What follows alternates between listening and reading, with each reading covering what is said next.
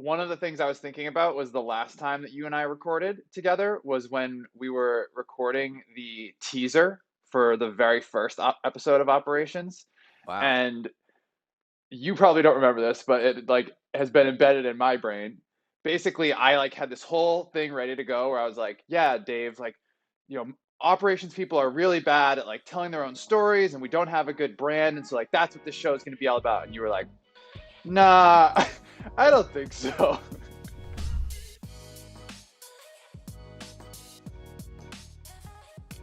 Hey everyone, welcome to Operations, the show where we look under the hood of companies in hypergrowth. My name is Sean Lee. Have you ever heard the people team or the recruiting team at your company talk about having a boomerang employee? Someone who left and then later comes back to rejoin the company later? We've had a few awesome boomerang stories during my time at Drift, but we just recently announced arguably our most significant boomerang yet. In 2015, Drift hired its first marketer in Dave Gerhardt. During his 4 years at the company, Dave, or DG, grew to become the company's VP of marketing and helped create one of the most well-known brands in our industry along the way. After spending the last 2 years as CMO of Privy, which was recently acquired, Dave returned to Drift as our new Chief Brand Officer. That's a pretty good boomerang story, and so as you might have guessed, Dave is our guest on this week's episode of Operations. Now, rather than talk about Dave's return, I actually wanted to talk about what he learned during his time away from Drift. In our conversation today, we talk about how his views have evolved on marketing ops and ops in general, how he thinks about measuring the unmeasurable in brand marketing, and if you stick around all the way to the end, you'll get to hear which marketing metrics book is currently sitting on DG's bookshelf. But to start, let's talk about how Dave's experiences led him to this shift in thinking on building teams and specifically on marketing operations itself. I found a tweet of his where he described that ops would now be on the top of his hiring list when he started a new team, when just a few years ago, it wouldn't have been. So, what happened along the way to cause the change? I was doing marketing at Drift, and then I left and I took a CMO job at this company called Privy. Privy is an app in the Shopify ecosystem. They just got acquired by a company called Attentive in June, and they have like 500,000 people using the product. They have a great business. When I took this, so a couple things actually. Well, so number one is as I'm getting older every year, I'm learning that it's okay to change your mind on things. And in fact, you'd be an idiot if you didn't. Like, I should be the better version, like us talking 2 years later, I should be the better version of Dave than I was 2 years ago, period. And in all aspects of life. That's kind of like my mindset. And so with that, like obviously my views on marketing and doing my job and being a marketing leader or doing marketing at all have also completely changed, because not only have 2 years gone by, but I have more context. And so like before Drift, really, I was a very junior level marketing person, a cog in the wheel at other places. Drift is where I got to really own stuff. And then I went to Privy, and at Privy, we rebuilt the marketing team. We kind of reassessed everything, and so there was 70 people at the company, but we kind of restarted in marketing, and so I built out the team from basically 0 to 7 people, and had to come in as the CMO. My first job, my first like 6 months there was really figuring out the systems and figuring out the teams and figuring out where this data is and where this. And so I have more context now, and that I've kind of done it twice. And the thing that hurt me as a marketer and marketing leader is in both cases is just transparency and cleanliness of data, because I love marketing. I think that I'm good at marketing. I love the creative and storytelling part of it, but like, it's so much hard. Like marketing is actually not that hard if you have good data, because all you're kind of doing is like trying to go do more of what's working, finding more pockets of what's working, testing them. But that stuff becomes increasingly challenging if you can't like articulate what's working. If you go and spend a ton of time on something that like isn't driving revenue, like everyone's always busy, everyone's doing stuff, but we're not driving revenue. And so like what I learned is at Drift, we did it a little bit later, and that's fine. Like we went through hypergrowth at that company. Yep. You know, I remember when you joined, it was like you were like, "Oh my God, this is a disaster." And that's like every fast-growing startup is gonna be Of that. course. And I think also like I was also just a little bit more biased towards the other stuff at the time, where I was like, let's just keep going, doing more faster. More people are showing up at our store. Let's not worry so much about where they came from, and as opposed to like the fact that they're here. And I think what I learned through that experience in Privy is that it just makes my job as the marketing leader so much harder. From hiring, budget, planning, forecasting, modeling, like all that stuff is predicated on having good data. And if you have good data, good analytics, strong operational foundation, then it is easy to, you know, relatively speaking, it is easy to forecast. It is easy. You're making more educated guesses. And so I think that plus just like I did this podcast and I talked to a lot of CMOs who are much smarter than I am, and Bill Masitis, who was the CMO of Slack and Zendesk, and was a high exec at Salesforce. He's like, the first thing I do anywhere is hire ops and analytics, build that foundation first, and then build from there. I think the combination of all those things is why I've changed my opinion on that. Well, I think too, all of the outputs that you described, right? Making it easy to forecast, making it easier to make those decisions, all the inputs that you mentioned about having the good data, setting up those foundations, like that's the stuff that actually takes the time and investment, right? Where it doesn't feel like it's actually moving the needle when you're first starting, but then over time, I think that you get more of a yield out of it. When you're having those conversations with those leaders, and now that you have kind of reframed your thinking on this a little bit, for people who are listening who want to work with leaders like you and want to be good partners for folks like that, like what do you look for now? If you were going back and maybe starting at the Privy role again, or you know, being a marketing leader again, what are you looking for in those foundational marketing ops folks? Well, so I think there's kind of like I think there's probably two buckets of marketing ops people. This is at least in my head. This is not right or wrong. This is just like what I think it could be. And so I think you have the let's assume they're both good. We're not talking about like people who are not good at their job in some capacity, right? These are good marketing ops people, right? There's two camps. One of them is like they're just the systems Sean. He, you know, is going to set up Drift and Salesforce and Google Analytics, and he's going to do lead scoring and routing, and he's the plumber. That role is hugely valuable. Like that is the role. But I think like the real like the role that I would like overpay for in hiring, for example, or like if this was a free agent, like I would overspend on you as a big free agent, is if it's someone who can also be in my ear about what to do with marketing because of those things. And so it's like, hey, you know, this channel has slowed down, or it's looking like it's slowing down. And there's almost even levels of that, by the way. There's the person who can call those things out.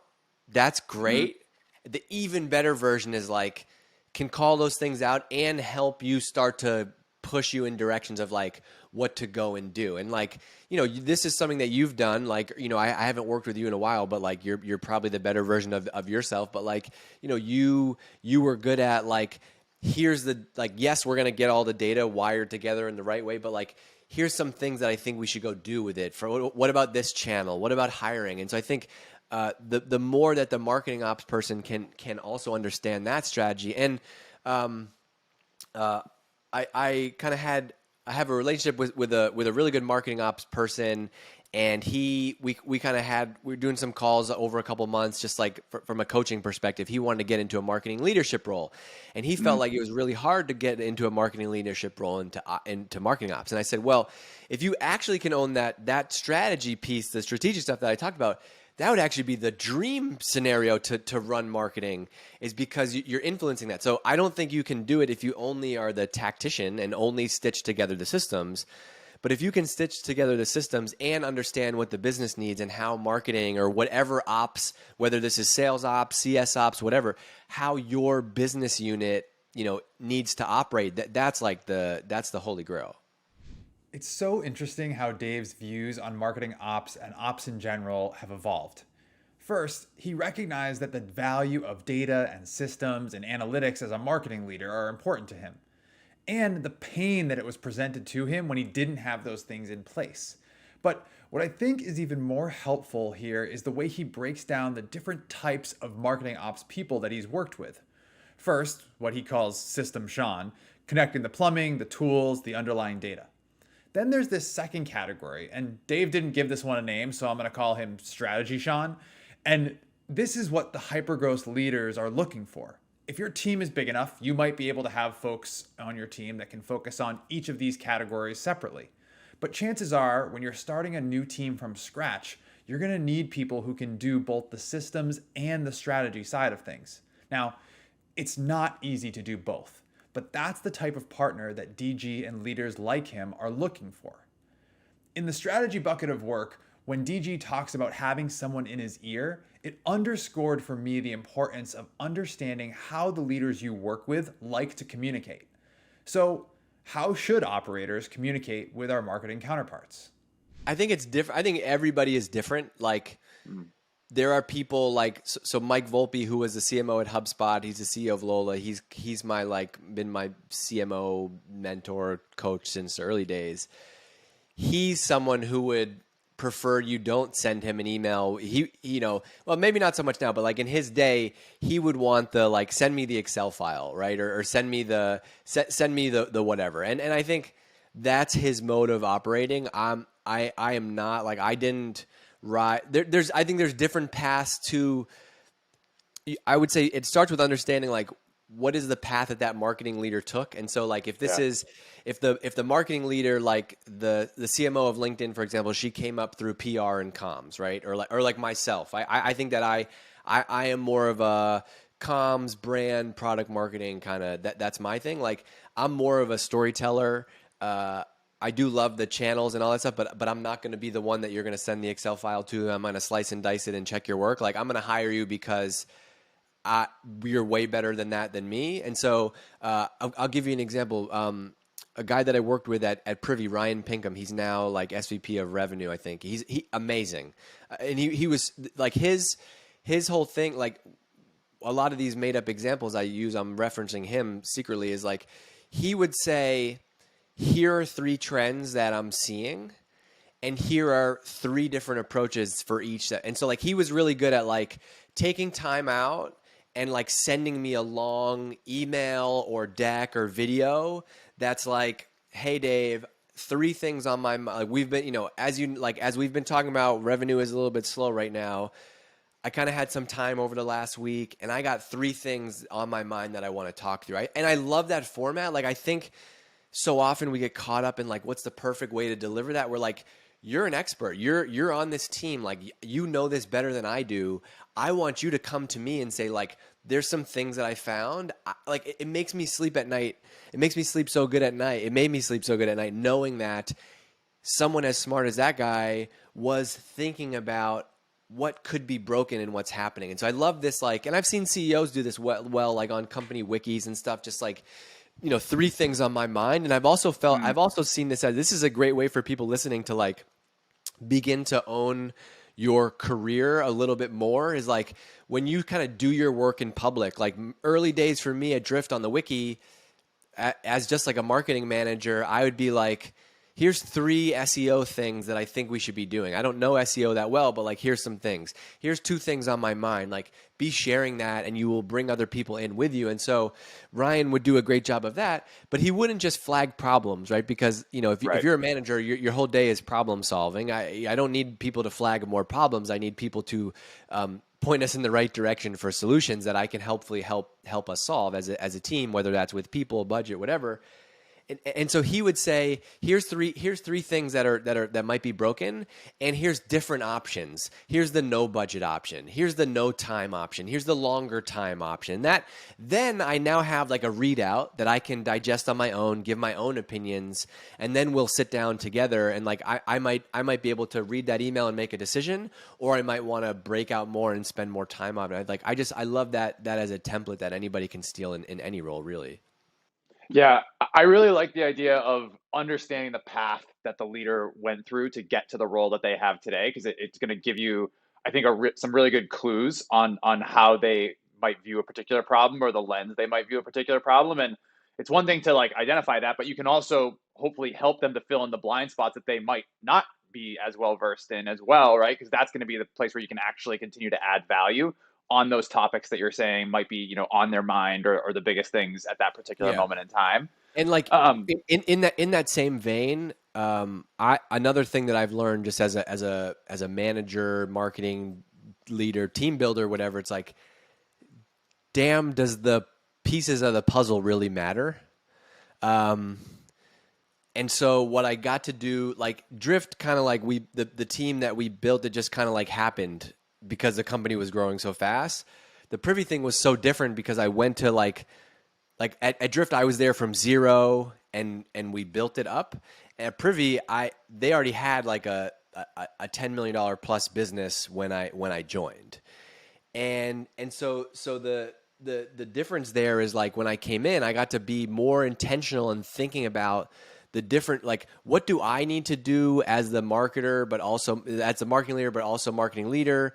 Okay, if this is my skill set, who is the first person I need to bring on? Who is the second person? And I really was and I was able to do this, luckily, but like able to be more intentional about like the skill sets of the people that we brought on. And so we had a very complementary 6 or 7 people, as opposed to like, I'm really strong in ops, and my right-hand person that I'm going to hire is also really strong in ops. That didn't right. make any sense. I'm really strong on the brand and storytelling and comms part, and so the first hire that I made was Ryan, the super analytical revenue, like demand gen leader, and that was amazing to have that kind of fit. And I think it also led to like treating the team as peers, not necessarily as like, look, I want to bring in the best people at this stage.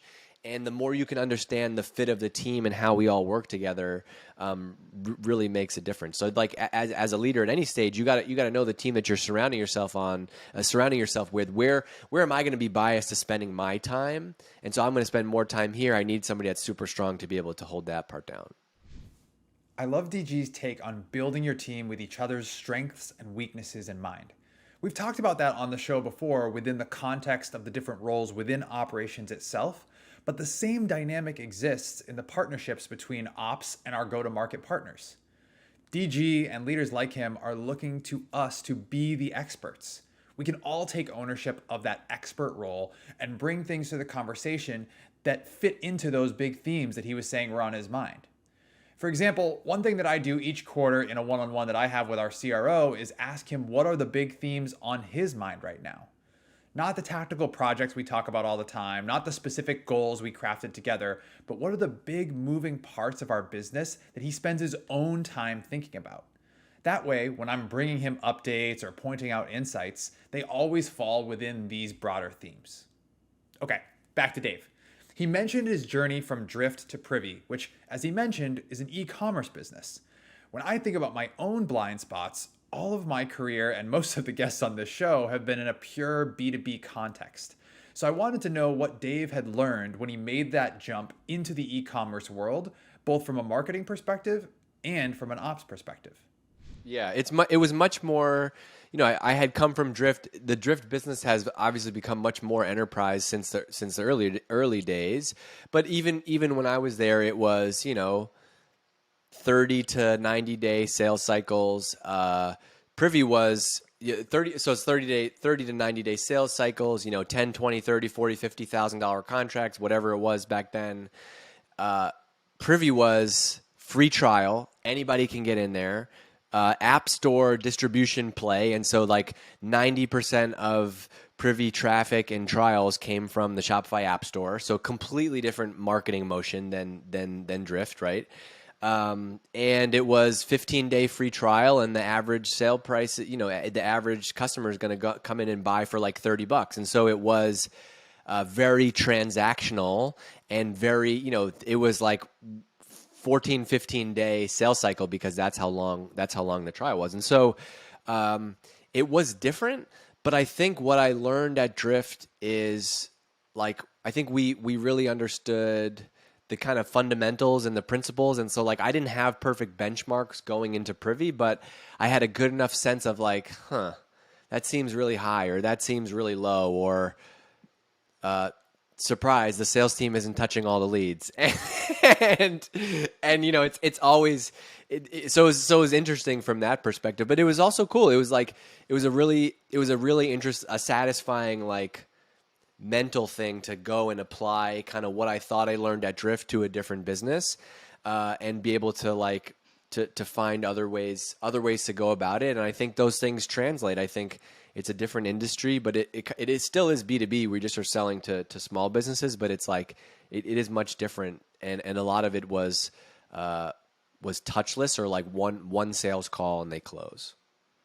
I mean, the other thing that was obvious to me that you also took with you from Drift and applied was just the idea of you recognize that you needed that education, and you just sought out role models, right? So as someone following along, you could see like, okay, great, I'm going to be incredibly open about the fact that this is a new thing for me, and then I'm going to use podcasts or whatever as my means of saying to people, hey, you're smart about this, teach me about it, right? And like, that's something that It's you an and me and everybody who unbelievable. hosts a podcast at Drift, like, we've been selfishly doing that for years.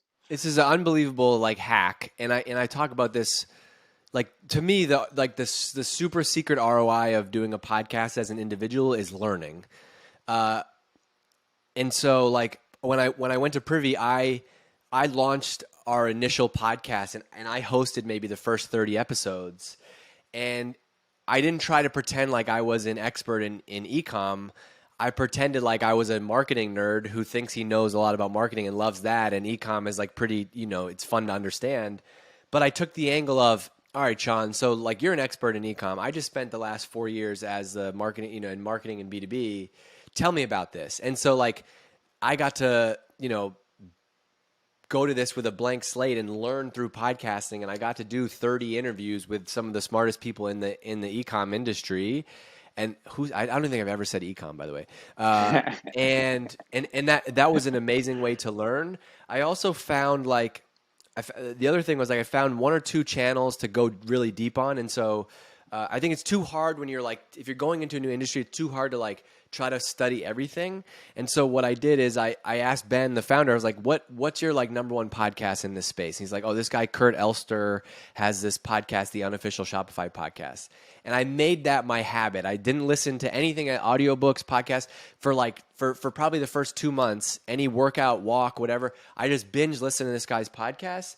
And it helped me get up to speed so fast. Granted, it's not like I was it is still marketing. It's still SaaS. Like I was not going into cybersecurity where I would be drowning and never be able to figure it out.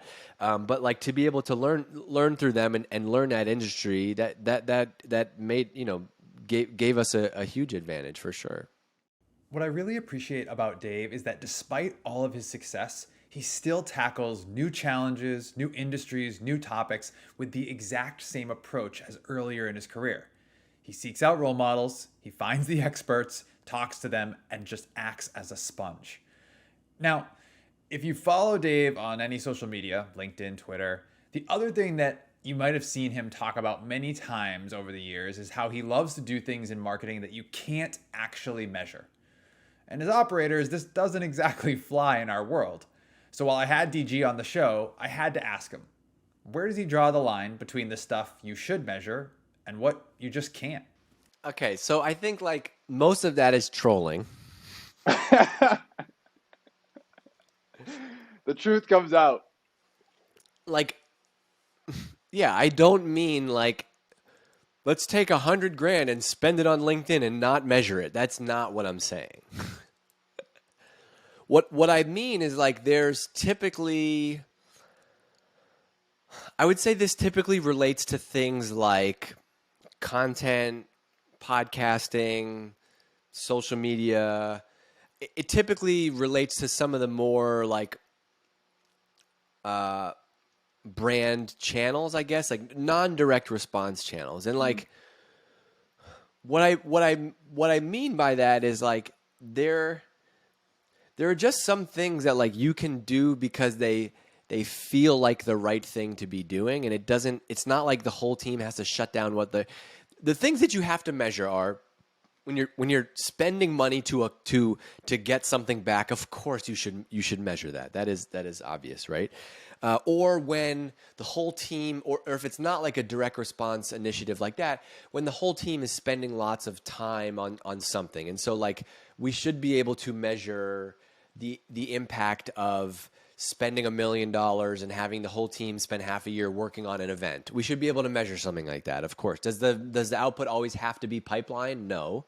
There are other measures. But I think that like there's a whole camp of people in marketing who kind of will only do the direct response things. It's more of like the inverse of that. Like we will only do the things that we can directly measure, right? And so when you do that, you miss out on things like this. Like what is the ROI of doing this? Like could you add up, how much your salary divided by the hourly rate that it is, how many episodes you've done, and try to track that's never going to get you anywhere, right? But like what happens on those channels that are not direct response channels is there's so often you kind of feel little pockets of things, right? Like I don't actually have a sense of the ROI of me being active on LinkedIn, but I know that it's helped me build a private community of 3,000 members. I get messages all the time from people, investors, advisors, this job, that job. That is like, I don't know how to measure that, but I feel it because I see it every day, and I measure it by, I get a lot of inbound emails and messages. That's how I measure that, right? I don't know, early days of Drift, we didn't know how to quantify a dollar perspective, how much pipeline Seeking Wisdom, our podcast, was bringing. But we would walk through the freaking Copley Mall in Boston, and people would be like, DC, and they'd see him and want to wave, right? Or I would go and speak at an event in Amsterdam, and 3 people not speaking English come up to me and tell me, and we had no presence internationally at the time, how big of a fans they are of Drift, and they haven't bought it yet, but they love our podcast, and they're getting budget, and they're going to buy. It's like, it's those pockets of things. And that is where I feel like, don't forget the kind of like art and science of marketing. You got to be able to measure that. But there's these little pockets of,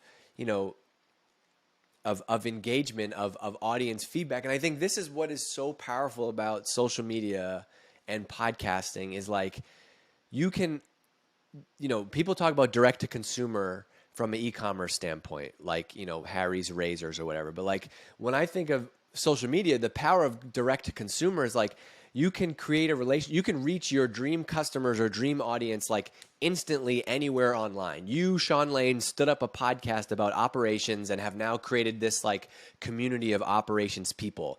That doesn't need to be 100,000 people big for that to be really powerful, right? Like my friend Eric Jacobson runs this company called Lemon Pie where they do podcast production and stuff like that.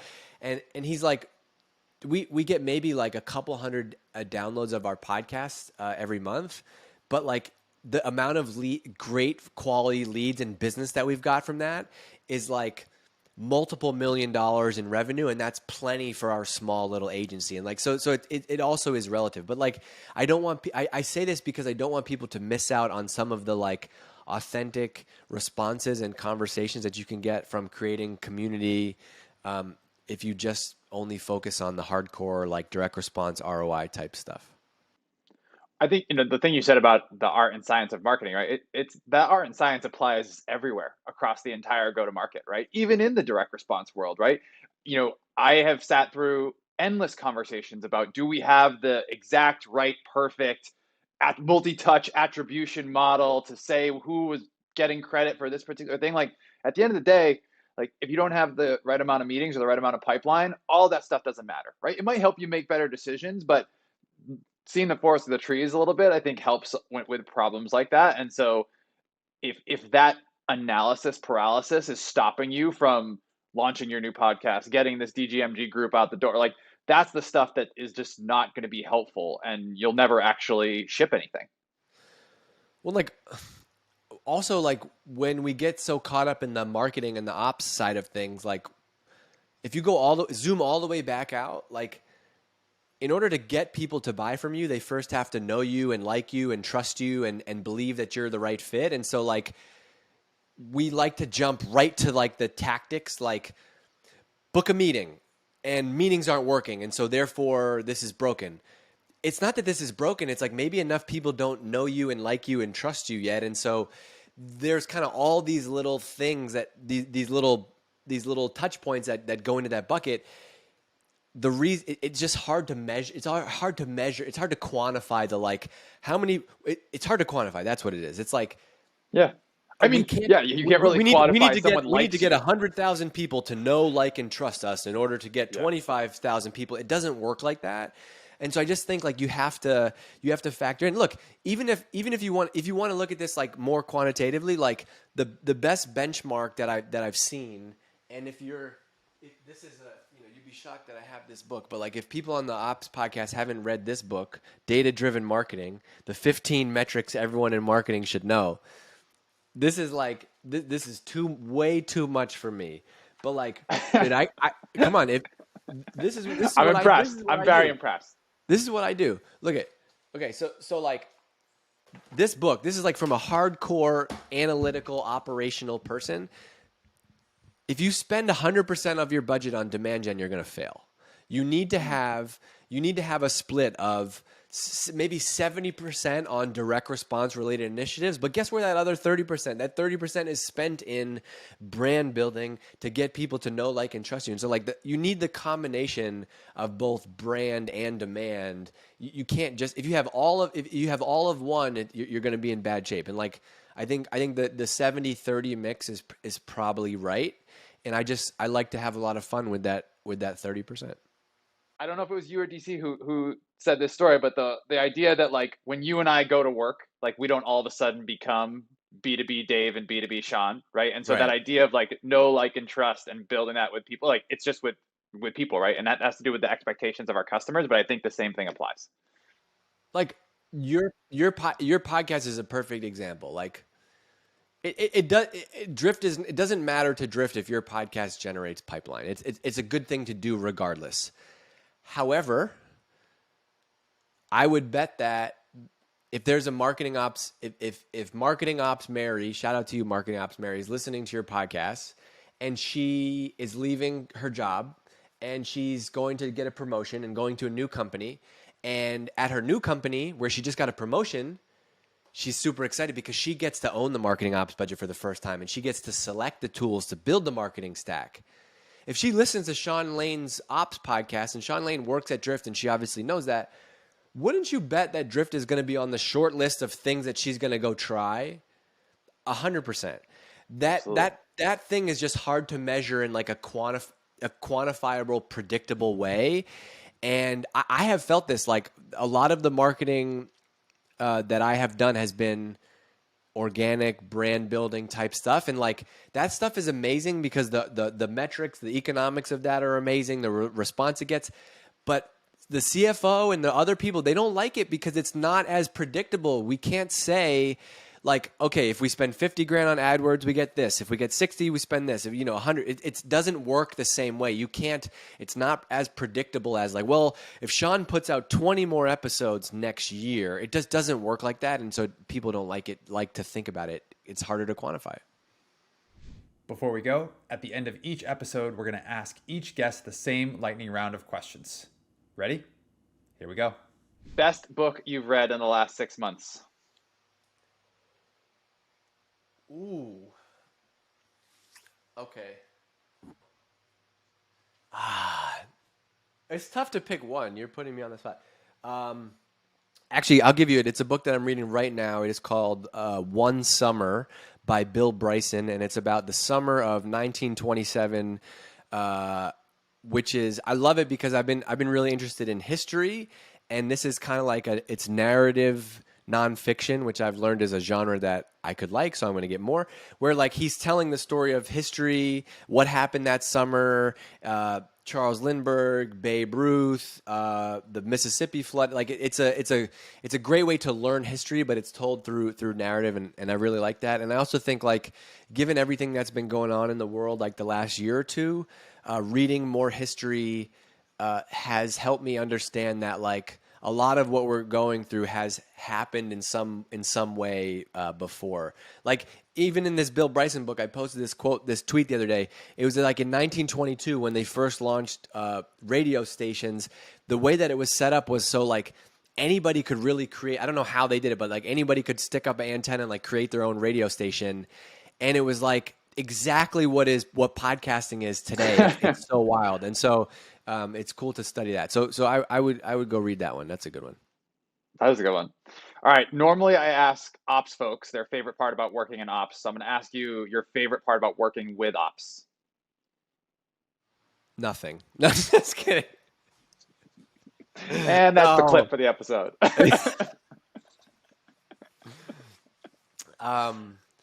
think my favorite part of working with ops is like I think that is the most. It's like the most essential. It's the most essential ingredient. Like you can't cook without butter and salt, and like it's like you need that. Now that I know that, I think my favorite part about working with ops is like I come from much more of like the creative side of things, and I love having a partner in ops who like we are kind of like yin, we are the yin to each other's yang, and like I like how ops can be the real like business driver, because at the end of the day, as much as I love the brand stuff, the thing that I'm trying to drive is revenue. Like the CEO only cares about two things out of marketing at the end of the day. Number one is the story, and number two is pipeline. And you can argue about which order those things should go in. And I think that the more that marketing ops is like a real strategic partner and peer to me in that role, like that's the best part, no doubt. Flip side, least favorite part about working with ops. I don't know. It's just like it's tough. I think this is true with any team that is involved more on the technical side, where like things just take time, and I don't always appreciate. This is not a knock on ops. It's just like I'm very much like I have an idea. Let's do it right now because it's hot. Let's go do it. And usually there's things that just have to take time and have to be set up. And I think part of me is learning to be a little bit more patient. I'm shocked by that answer, Dave. I'm shocked. All right. Somebody who impacted you getting to the job you have today.